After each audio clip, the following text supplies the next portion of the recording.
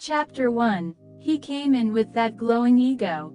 That well-known attitude that made girls go absolutely crazy over him. He had a "I'm too good for all of you" look plastered across his face, making me roll my eyes in annoyance. He wore a black suit with a red tie. I was surprised at his attempt to look professional.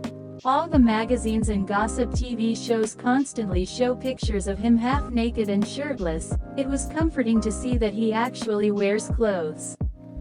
Girls swarmed around him, asking him millions of questions, flirting, trying to let him know that he had free access to inside their pants.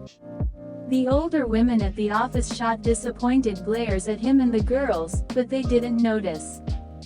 I stood outside of my office, which was down the hall from his, holding a stack of papers that he needed to look over. He entered his office and the crowd of girls stopped in their paths at the entryway. I rolled my eyes before walking towards the group of girls. "Okay girls, get back to work," I said, waving them off. They shot me annoyed glares and began to mumble amongst themselves as they walked away. I let out a sigh before stepping into my new boss's office. "Hello sir," I greeted with a smile, placing myself in front of his desk. His fingers were tapping away on his cell phone, his attention invested on the tiny device. I softly cleared my throat to get his attention. His head jolted upright and his gaze met my eyes. "Who are you?" he asked before smirking and taking a look at my body. "I'm Rose, your assistant," I replied awkwardly, setting the stack of papers on his desk. "This is some paperwork you need to look over and sign." He took a look at the pile that was probably about 6 inches high, then looked at me in confusion. "Some?" he asked with a sarcastic tone.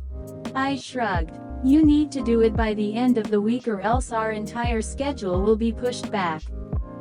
He stood up and leaned his body towards me, arms planted on the surface of the desk.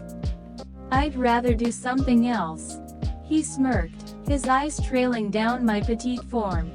I cleared my throat awkwardly, trying to ignore his sexual reference. "And what is that, Mr. Waters? I think you have a good idea on what I mean," he said, his right eyebrow lifted and his smirk grew. Alright, I'd better get back to my office. If you need help with anything just give me a call," I said, making my way towards the door. "If you want me all you have to do is ask," he stated. My body abruptly spun around. I looked at him with a raised eyebrow as his smirk grew even more, if that was possible. "I'm alright, Mr. Waters. Thank you for your offer," I said in a cold tone before turning around and rolling my eyes. "Anytime," he said, chuckling, as I left the room.